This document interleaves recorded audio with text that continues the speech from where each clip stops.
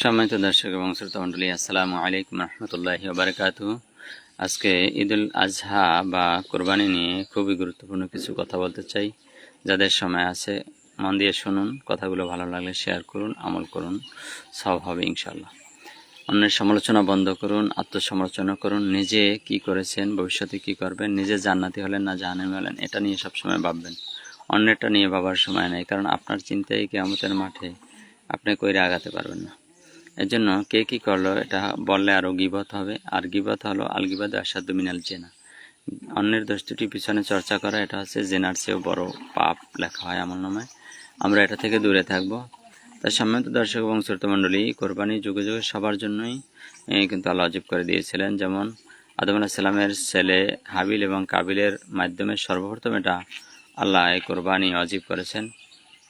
কাবিল এবং হাবিল যখন একসঙ্গে একই বোনকে দুইজনেই বিবাহ করতে চেয়েছিল, তখন এই কোরবানির সিস্টেম চালু হয়। আল্লাহ বলেন যে দুজনে কোরবানি দাও আমার জন্য, যারটা কবুল হবে সেই মেয়েটাকে, সুন্দরী মেয়েটাকে বিবাহ করবে।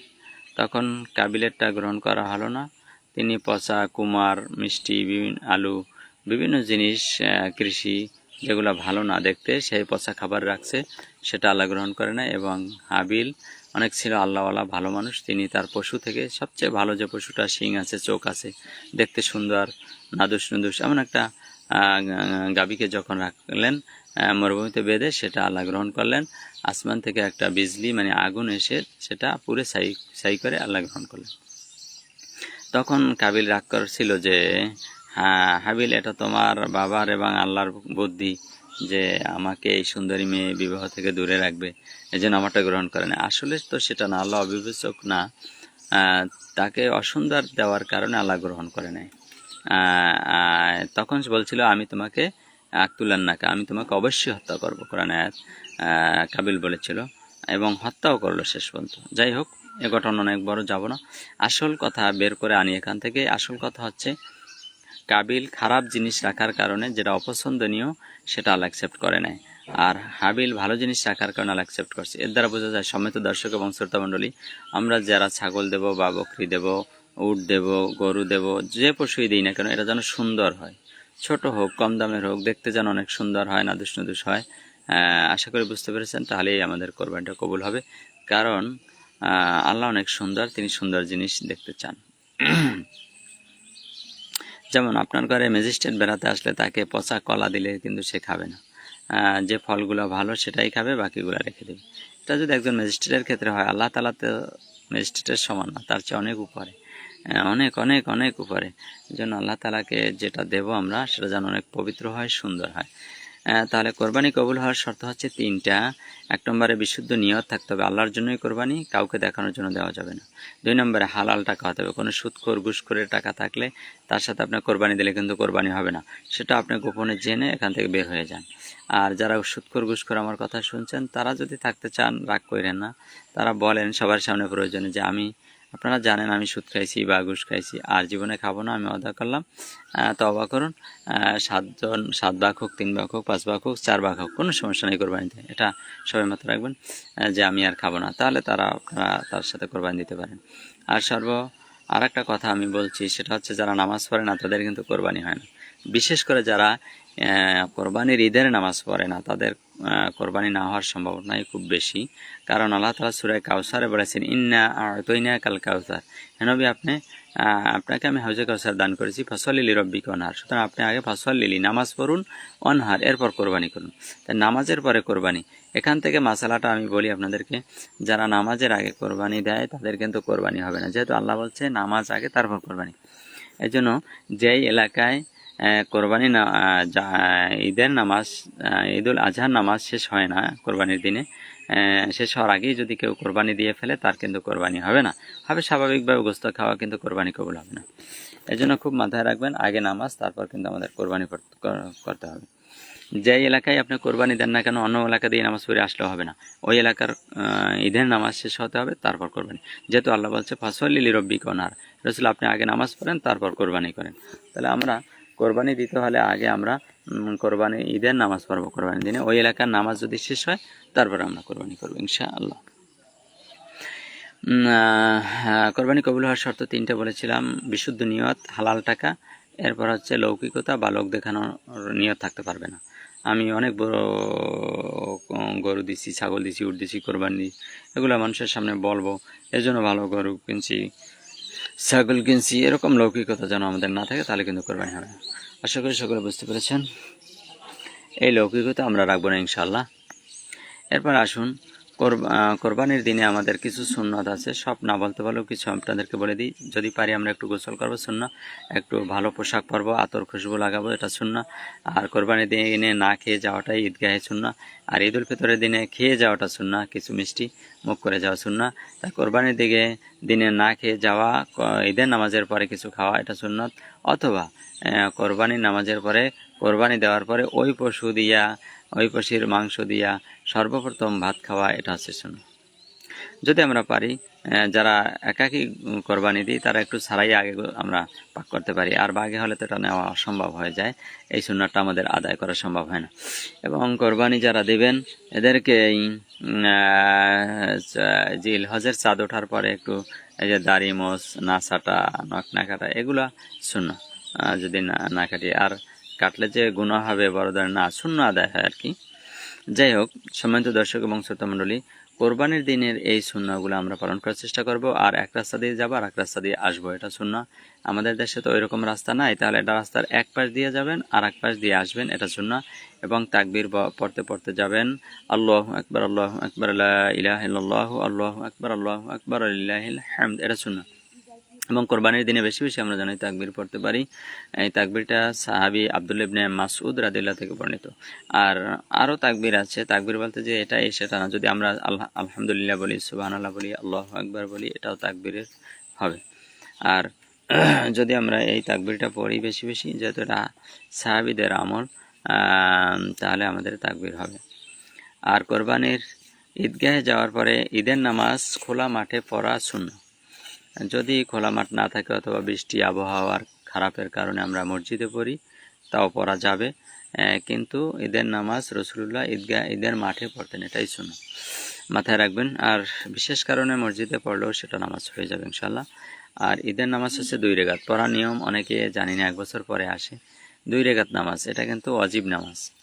এই ওয়াজিব 2 রেখাত নামাজ পড়তে গিয়ে আমরা প্রথম কানেওয়ালা দিয়ে দাঁড়াবো, এরপর সানা পড়ার পর 3টা তাকবীর দেব। তিনটা তাকবীর দেব আমরা, 3 তাকবীরই আমরা হাত উঠাবো, এরপর হাত বানবো, এরপরে আউযুবিল্লাহি বিসমিল্লাহ পরে সূরা পড়বো, আলহামদুলিল্লাহ, সূরা ফাতিহা, অন্য সূরা মিলাবো, রুকুতে যাব, সিজদায় যাব, উঠবো, আবার আউযুবিল্লাহি বিসমিল্লাহ পরে আমরা সূরা ফাতিহা পড়বো, অন্য সূরা মিলাবো, রুকুতে যাওয়ার আগে আবার অতিরিক্ত 3টা তাকবীর দেব। এই মোট 6 তাকবীর, এটা ওয়াজিব দেওয়া। এরপরে আমরা রুকুতে যাব, চতুর্থ তাকবীর আমরা রুকুতে যাব, এরপর আমরা নামাজ শেষ করব। নামাজ শেষে আমরা খুতবা দেবে ইমাম সাহেব। এই খুতবা শোনা নিয়ে আমিও ছোটবেলা থেকে বিভ্রান্ত ছিলাম। এই খুতবা সবাই বলে অজীব অজীব, না, আসলে এই খুতবাটা অজীব না। যতদূর আমি শিখতে পেরেছি, এই খুতবা, ঈদের নামাজের খুতবা হচ্ছে শোনা সুন্নাহ। কিন্তু শুনতে গিয়ে যদি কেউ কথা বলে সে গুনাহগার হবে। শুনতে বসলে তখন কিন্তু শোনা লাগবে মন দিয়া, কারণ এখানে কোরআন হাদিস দিয়া খুতবা দেওয়া হয়, কথা বলা যাবে না, গুনাহগার হব আমরা। আর যদি কেউ এই খুতবা না শুনতে চায়, তাকে জোর করা যাবে না, কারণ এটা সুন্নাহ। এটা রসুলের যুগে কেউ শুনছে কেউ শুনে নাই, যার যেটা ইচ্ছা। রসুল বলছে যারা খুতবা শুনবেন বসতে পারেন, যারা যান যেতে পারেন। তাহলে এক কথায় কোরবানির ঈদের খুতবা কিন্তু শোনা সুন্নাহ, ওয়াজিব না। কিন্তু জুমার খুতবা কিন্তু শোনা ওয়াজিব, এটা শুনতেই হবে। এই জন্য জুমার খুতবার সময় আমরা কোনো কথা বলতে পারবো না, এবং এটা শোনা ওয়াজিব, আমাদেরকে শুনতেই হবে। আবারও বলছি, ঈদের নামাজের খুতবা শোনা সুন্নাহ, ওয়াজিব নয়। যদি কেউ চলে যায় তার গুনাহ হবে না, বসলে সব হবে ইনশাআল্লাহ। আর জুমার খুতবা শোনা ওয়াজিব, না শুনলে গুনাহগার হবে। এরপরে আমরা কোরবানি ঈদের নামাজ শেষ করে আমরা একটু কোলাকুলি করব, আর দোয়া পড়তে পারি, যেটা রসুলের যুগে পড়ছে সুন্নাহ, যে তাকাব্বালাল্লাহু মিন্না ওয়া মিনকুম, যে আল্লাহ আমাদের এই মাসের সমস্ত নেক আমল, যেমন কোরবানি সহ সব নেক আমল আমার পক্ষ থেকে এবং আপনার পক্ষ থেকেও কবুল করুক। এটার অর্থ হচ্ছে এই যে তাকাব্বালাল্লাহু মিন্না ওয়া মিনকুম, তাকাব্বালাল্লাহু মিন্না ওয়া মিনকুম। যারা পারেন না বারবার শুনুন, বারবার পড়ুন। এরপর আমরা কোরবানি দিতে যাব, আল্লাহ রসুল কিন্তু কোরবানির পশুকে ভালোভাবে বেঁধে নিতে বলেছেন এবং ধারালো চাকু দিয়ে কোরবানি দিতে বলেছেন, যাতে পশু কষ্ট না পায়। এবারে আসুন, কোরবানির পশু সুন্নাত তরিকায় যে কোরবানি হইল কিনা এটা বুঝবেন কি করে। কোরবানির পশু জবে সবাই দিতে পারেন, উজু করে পবিত্র হয়ে আল্লাহু আকবার বলে কোরবানি দিলেই হবে, বিসমিল্লাহ আল্লাহু আকবার। আর অন্যান্য দোয়া পরে সেটা পড়লেও হবে, না পড়লেও হবে। আর কোরবানির পশু জবে হইল কিনা সুন্নাত তরিকা এটা বোঝার জন্য প্রথম কণ্ঠনালী কাটতে হবে, এরপর খাদ্যনালী, এরপর ডান সাইডে এবং বাম সাইডে 2টা বড় রক, অর্থাৎ 4টি জিনিস কেটে দিলেই আমাদের কোরবানি হয়ে যাবে।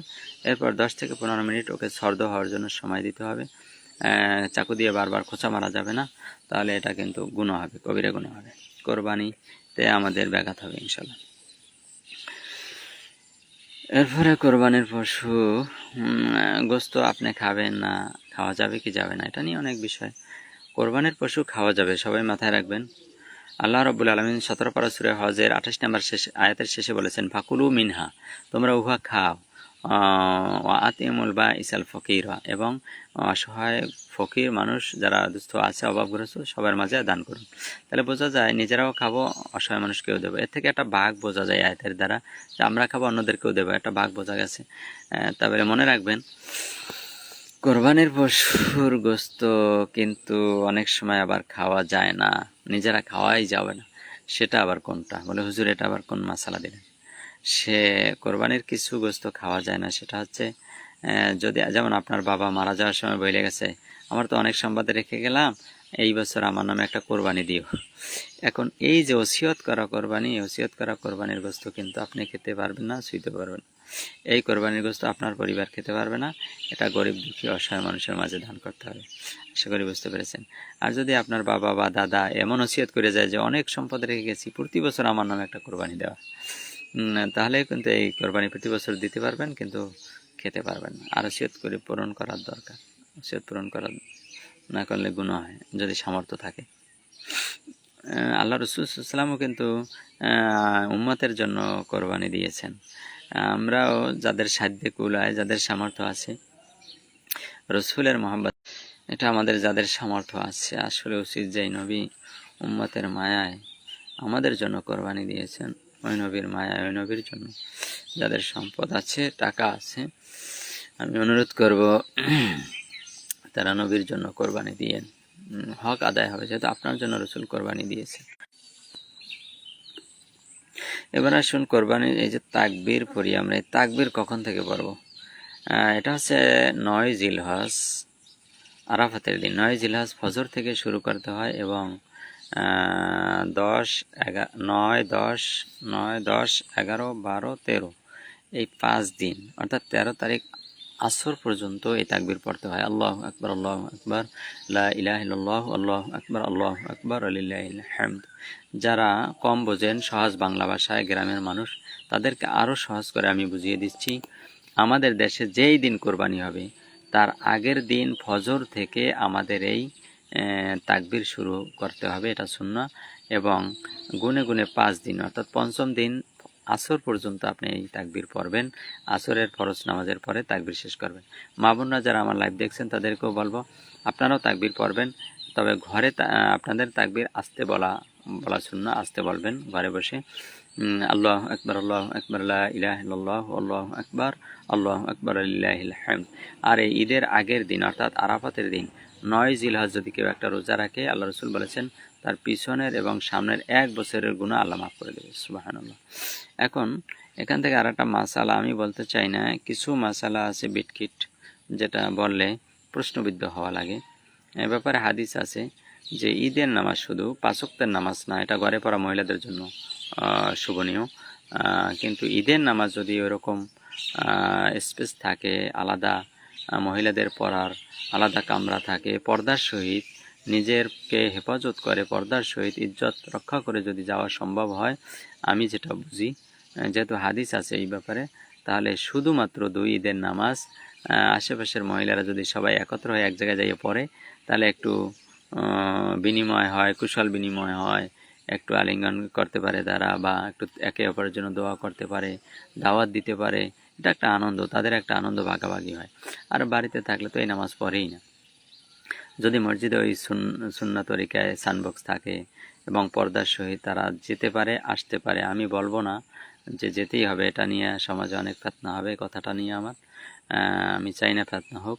যাদের সাধ্যে কুলায় পর্দার সহিত যাওয়া, যে ঈদের নামাজটা পড়ার সুযোগ আছে, ওখানে ভালো রুম আছে, আলাদা একটা জায়গা আছে যেখানে পর্দার সহিত যে ঈদের নামাজ পড়া যায়, তাহলে আপনারা পড়তে পারেন। এ ব্যাপারে আমি একমত আছি। কিন্তু আমাদের দেশে এটা পড়া হয় না, বাড়িতেই থাকে। তবে আপনারা বাড়িতে বসে কোরআন তেলাওয়াত করুন, নামাজ পড়ুন, বেশি বেশি তাসবিহ তাহলিল করুন। আর যদি এরকম স্পেস থাকে বাড়ির মধ্যে, থাকার কোনো সুযোগ, যাওয়ার সুযোগ থাকে, তাহলে আপনারা পড়তে পারেন। যেহেতু এ ব্যাপারে অনেক আলেম ওলামা, ইসলামী গবেষক, চিন্তাবিদদের এবং গবেষণামূলক আলোচনা মধ্য থেকে পাওয়া যায় যে আল্লাহ রসুলের এভাবে হাদিস আছে যে ঈদের নামাজ ঈদগাহে যাইয়ে তারা আলাদাভাবে পড়তে পারবে।